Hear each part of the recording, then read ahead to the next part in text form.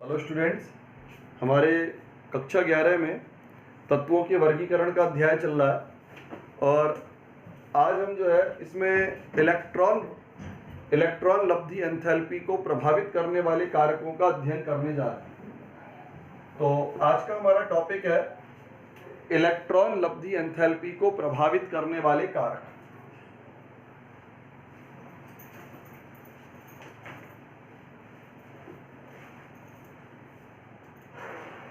Electron लब्धि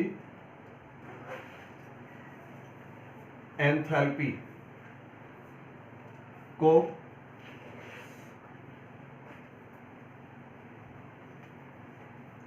प्रभावित करने वाले कारक। अब बेटा इन कारकों में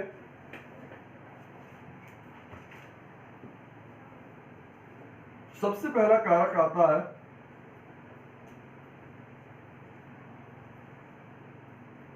परमाणु आकार। अब परमाणु आकार में और इलेक्ट्रॉन लब्धि एंथैल्पी में क्या संबंध होता है? देखिए, आपका जैसे मान लीजिए एक परमाणु आकार में छोटा है और एक परमाणु आकार में बड़ा है, तो बड़े और छोटे परमाणु के आकार में इलेक्ट्रॉन और नाभिक के मध्य की दूरी का फर्क हो गया। यानी इस अवस्था में आने वाले इलेक्ट्रॉन के ऊपर नाभिकीय आकर्षण बल की अधिकता होगी। तो परमाणु आकार छोटा है तो नाभिक और आने वाले इलेक्ट्रॉन के मध्य की दूरी रहेगी कम, और अगर आकार बड़ा होता है तो नाभिक और आने वाले इलेक्ट्रॉन के मध्य की दूरी होती है ज्यादा। तो इसका मतलब जब दूरी कम होगी तो आकर्षण बल ज्यादा होगा, और आकर्षण ज्यादा होता है तो मुक्त होने वाली ऊर्जा की मात्रा भी ज्यादा हो जाती है। अगर आकार छोटा है तो नाभिक और इलेक्ट्रॉन के मध्य में आकर्षण बल की अधिकता होगी, और आकर्षण बल की अधिकता होने का अर्थ होता है कि मुक्त होने वाली ऊर्जा की मात्रा ज्यादा होगी, और जब ज्यादा मात्रा में ऊर्जा मुक्त होती है तो उस अवस्था में इलेक्ट्रॉन लब्धि एंथैल्पी का मान भी अधिक होता है। तो ये तो हुआ बेटा परमाणु आकार। अब दूसरा आता है परिरक्षण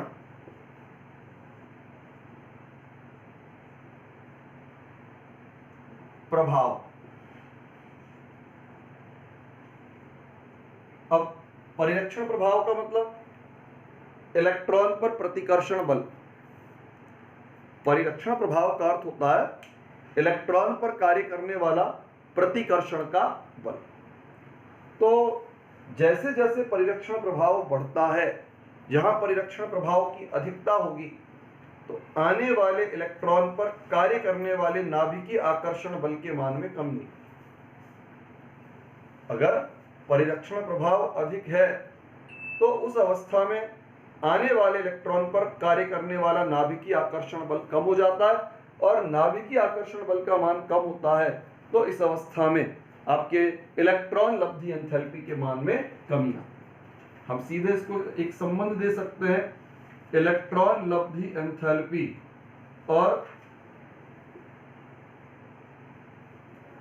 परिरक्षण प्रभाव, व्युत्क्रमानुपात का संबंध। परिरक्षण प्रभाव बढ़ता है तो इलेक्ट्रॉन पर आकर्षण में कमी आती है, और आकर्षण बल के मान में कमी आएगी तो इलेक्ट्रॉन लब्धि एंथैल्पी के मान में भी कमी आएगी। आकार के साथ क्या संबंध था? आकार के साथ संबंध था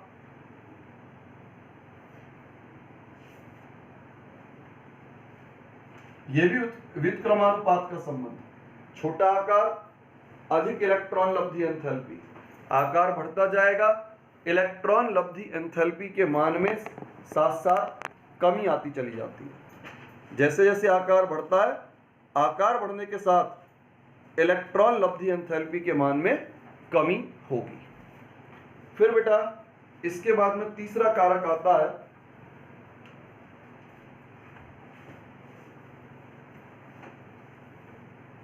प्रभावी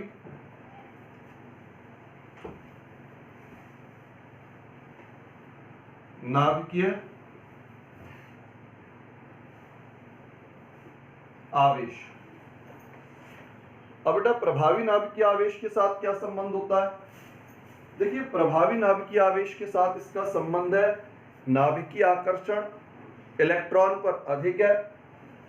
नाभिकीय आकर्षण यदि इलेक्ट्रॉन पर अधिक है तो मुक्त होने वाली ऊर्जा अधिक होगी, अर्थात इलेक्ट्रॉन लब्धि एंथैल्पी अधिक होगी।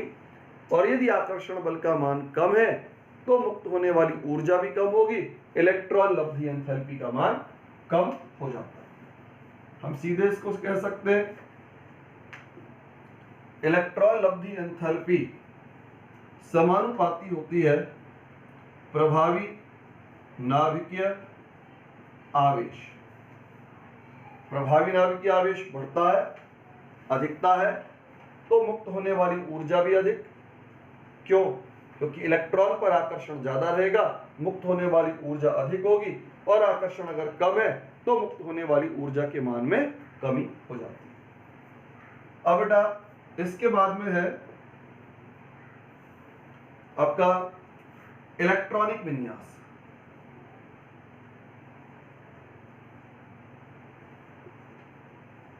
इलेक्ट्रॉनिक विन्यास, देखिए इलेक्ट्रॉनिक विन्यास के साथ भी एक गहरा संबंध है इसका। जैसे मान लीजिए एक इलेक्ट्रॉनिक विन्यास है आपका NH2NP5। NH2NP5 अपने को क्या दिखाई दे रहा है? अगर इसको एक इलेक्ट्रॉन और मिल जाए, अगर इसे एक इलेक्ट्रॉन और मिल जाता है तो पूर्ण भरे कक्षकों का स्थायित्व हो जाएगा। यानी इस अवस्था में इसकी इलेक्ट्रॉन ग्रहण करने की प्रवृत्ति ज्यादा होगी। अगर एक इलेक्ट्रॉन इसके बाह्यतम कोश में प्रवेश करता है तो ऐसी अवस्था में मुक्त होने वाली ऊर्जा अधिक होगी। क्यों? क्योंकि इलेक्ट्रॉन प्रवेश करने से इसका स्थायित्व जो है वो बढ़ जाता है। लेकिन अगर बाय द वे ये स्थिति है NH2NP3,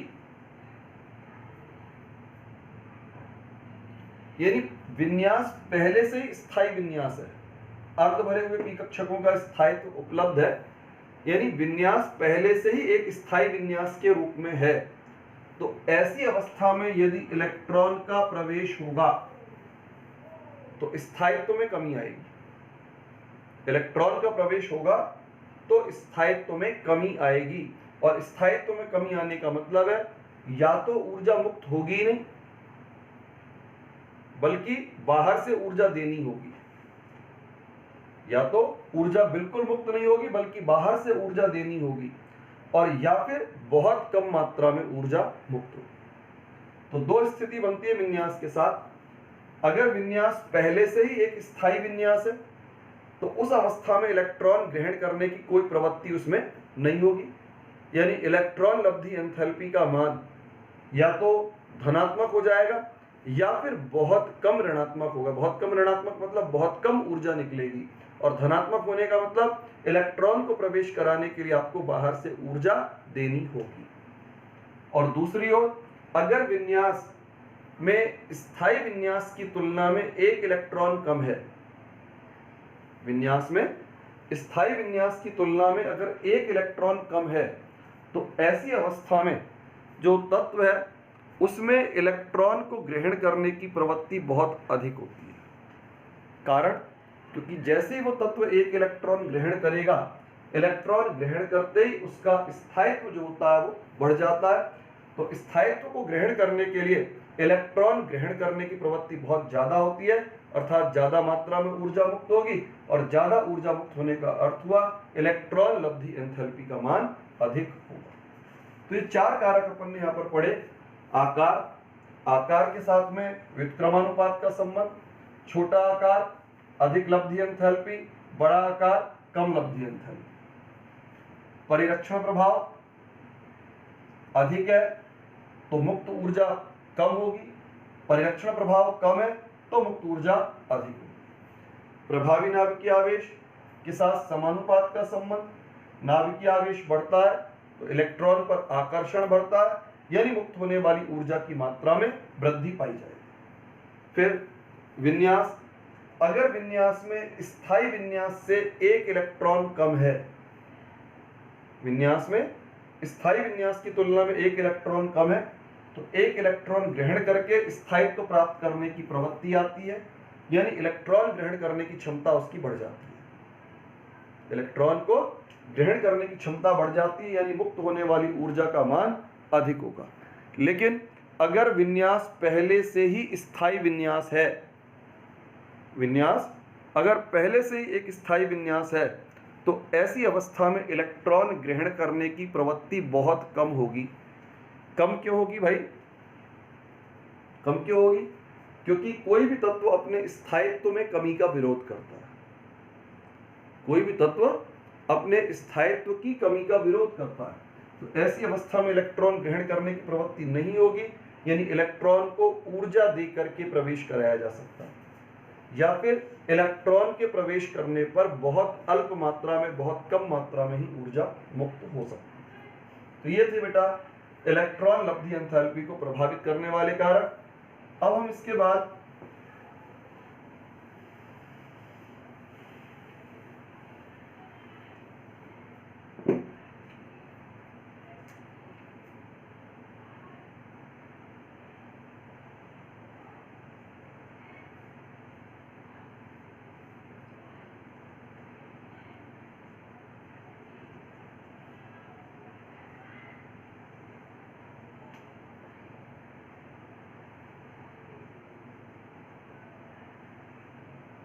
इलेक्ट्रॉन लब्धि एंथैल्पी में आवर्तिता।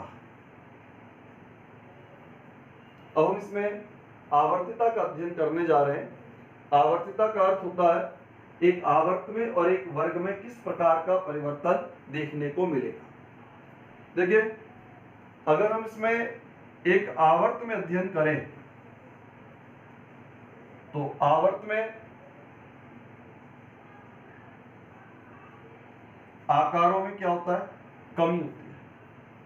एक आवर्त में बाएं से दाईं ओर बढ़ने के साथ परमाणु आकारों का मान कम होता है, और आकार का मान घटने के साथ इलेक्ट्रॉन लब्धि एंथैल्पी के मानों में वृद्धि होती है। तो एक आवर्त में इलेक्ट्रॉन लब्धि एंथैल्पी का मान निश्चित रूप से बढ़ेगा, क्योंकि परमाणु आकारों में कमी आती है। लेकिन अगर हम एक वर्ग में बात करते हैं, तो वर्ग में आकारों में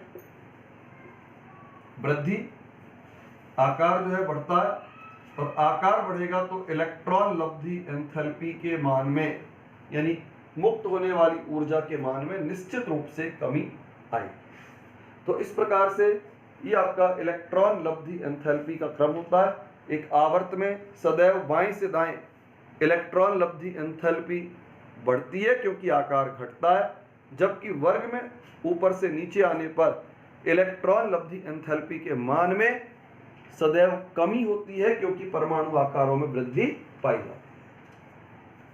अब बेटा इसमें कई सारे अपवाद भी आपको देखने को मिलते हैं।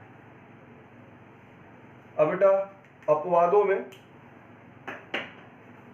जैसे एक प्रश्न बनता है आपके वर्ग 18 में,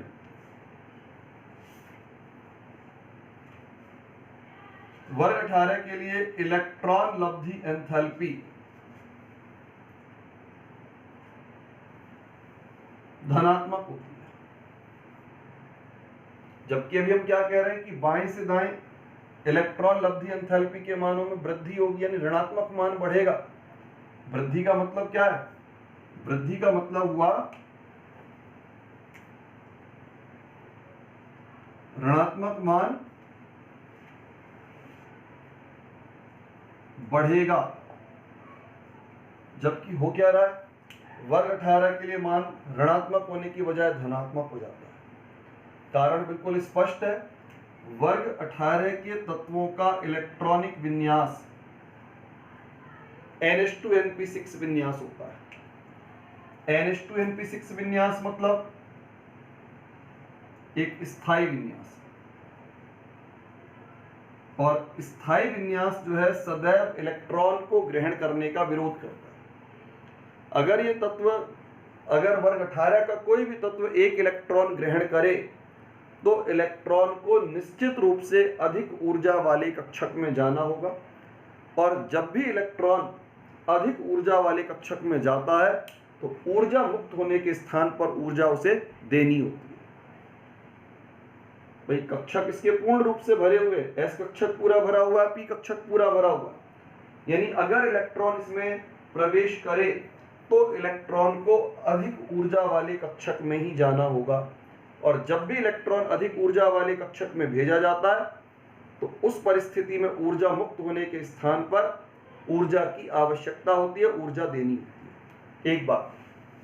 दूसरी बात, विन्यास हमारा स्थायी विन्यास है। स्थायी विन्यास सदैव इलेक्ट्रॉन ग्रहण करने का विरोध करता है, अर्थात बाहर से ऊर्जा देकर के ही इलेक्ट्रॉन को प्रवेश कराया जा सकता है। तो इस प्रकार से इलेक्ट्रॉन लब्धि एंथैल्पी का मान यहाँ पर धनात्मक मान होता है।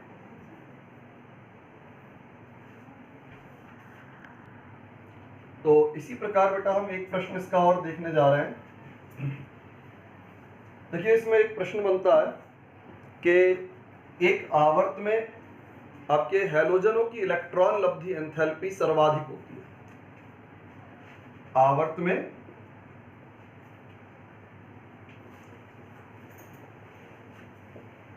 हैलोजनों की इलेक्ट्रॉन लब्धि एंथैल्पी सर्वाधिक। अब बेटा इसके सर्वाधिक होने का कारण क्या हो सकता है? देखें, जैसे हैलोजन तत्व होते हैं, हैलोजनों को हम एक्स के माध्यम से व्यक्त कर देते हैं। हैलोजनों का इलेक्ट्रॉनिक विन्यास होता है NH2NP5। हैलोजन तत्वों का इलेक्ट्रॉनिक विन्यास होता है NH2NP5। तो ये जो NH2NP5 हमें विन्यास दिखाई दे रहा है, इसमें हमें क्या दिख रहा है कि अगर इसमें एक इलेक्ट्रॉन का प्रवेश करा दिया जाए, अगर इसमें एक इलेक्ट्रॉन का प्रवेश कराया जाए तो एक इलेक्ट्रॉन का प्रवेश होने पर यह विन्यास एक स्थायी विन्यास में परिवर्तित हो जाएगा। तो इसके कारण से हैलोजनों में इलेक्ट्रॉन को ग्रहण करने की प्रवृत्ति सबसे ज्यादा मात्रा में पाई जाती है। इलेक्ट्रॉन ग्रहण करने की प्रवृत्ति हैलोजनों में सबसे ज्यादा मात्रा में होती है, और उसका कारण क्या है? उसका कारण यही है क्योंकि जैसे ही एक इलेक्ट्रॉन ग्रहण करते हैं, इलेक्ट्रॉन ग्रहण करने पर इनका विन्यास जो है निकटतम उत्कृष्ट गैस विन्यास प्राप्त कर लेता है। तो इस वजह से हैलोजनों की इलेक्ट्रॉन लब्धि एंथैल्पी का मान सर्वाधिक पाया जाता है। अब इसके बाद इसमें एक प्रश्न और बनता है आपके, जैसे फ्लोरीन है। अभी अपन ने एक बात पढ़ी थी आवर्तिता में कि वर्ग में नीचे आते हैं, तो वर्ग में अगर नीचे आएंगे तो वर्ग में नीचे आने के साथ क्या होता है? इलेक्ट्रॉन लब्धि एंथैल्पी के मान में कमी होती है। वर्ग में नीचे आने पर इलेक्ट्रॉन लब्धि एंथैल्पी के मान में कमी होती है। क्यों कमी होगी? कारण उसका ये होता है क्योंकि वर्ग में नीचे आते तो आकार बढ़ता है। लेकिन यहां पर भी अपवाद उपलब्ध हैं। फ्लोरीन, फ्लोरीन के नीचे क्लोरीन, तो अगर हम इन दोनों में तुलना करें तो फ्लोरीन की तुलना में क्लोरीन की इलेक्ट्रॉन लब्धि एंथैल्पी ज्यादा है। फिर ऐसे आपका ऑक्सीजन और सल्फर, ऑक्सीजन और सल्फर में अगर तुलना की जाए तो सल्फर की इलेक्ट्रॉन लब्धि ज्यादा होती है। फिर नाइट्रोजन और फास्फोरस, इनमें तुलना की जाए तो नाइट्रोजन की तुलना में फास्फोरस की इलेक्ट्रॉन लब्धि एंथैल्पी ज्यादा होती है। तो कारण क्या हो सकता है इसका? देखिए इसका कारण होता है आपके दूसरे आवर्त के तत्वों का अत्यधिक छोटा आकार। आपका नाइट्रोजन है, ऑक्सीजन है, फ्लोरीन है, इनका आकार जो है अत्यधिक छोटा होता है, और अत्यधिक छोटे परमाणु आकार के कारण से इनके 2s कक्षक जो होते हैं वो भी आकार में बहुत छोटे होते हैं। इनके 2s कक्षक और 2p कक्षक जो होते हैं वो भी आकार में बहुत ज्यादा छोटे होते हैं। अब इलेक्ट्रॉन का प्रवेश होता है 2p कक्षक में, 2p कक्षक आकार में बहुत छोटा, तो ऐसी स्थिति में आने वाले इलेक्ट्रॉन के ऊपर नाभिकीय आकर्षण तो अधिक होगा, लेकिन जो है परिरक्षण प्रभाव की भी अधिकता रहेगी। नाभिक का आकर्षण तो रहेगा अधिक, लेकिन नाभिकीय आकर्षण के साथ साथ परिरक्षण प्रभाव की भी अधिकता होती है, क्योंकि परमाणु आकार कैसा है, बहुत छोटा है। तो इसके कारण से जो परिणामी आकर्षण बल होता है, नाभिक का जो परिणामी आकर्षण बल होता है, उसमें कुछ कमी हो जाती है, और उस कमी के कारण से निकलने वाली ऊर्जा का मान थोड़ा कम हो जाता है। जैसे अगर हम फ्लोरीन क्लोरीन की तुलना कर रहे हैं, तो फ्लोरीन का अधिक छोटा परमाणु आकार इलेक्ट्रॉन को आकर्षित तो पर्याप्त कर रहा है, लेकिन इसके छोटे आकार के कारण से आने वाले इलेक्ट्रॉन पर प्रतिकर्षण भी अधिक रहेगा, जिसके कारण से मुक्त होने वाली ऊर्जा थोड़ी कम होगी। इसके विपरीत अगर हम क्लोरीन को देखें, तो क्लोरीन का जो इलेक्ट्रॉन है वो 3p कक्षकों में प्रवेश करता है। क्लोरीन का जो इलेक्ट्रॉन होता है वो आपका 3p कक्षकों में प्रवेश करता है, और जब इलेक्ट्रॉन आपका 3p कक्षकों में प्रवेश करेगा तो 3p कक्षक अपेक्षाकृत बड़े होते हैं। आने वाले इलेक्ट्रॉन पर परिरक्षण प्रभाव का मान कम रहता है। इलेक्ट्रॉन पर परिरक्षण प्रभाव का मान तुलनात्मक रूप से क्या होगा, कम रहेगा, और इसके कारण से मुक्त होने वाली ऊर्जा अधिक होगी।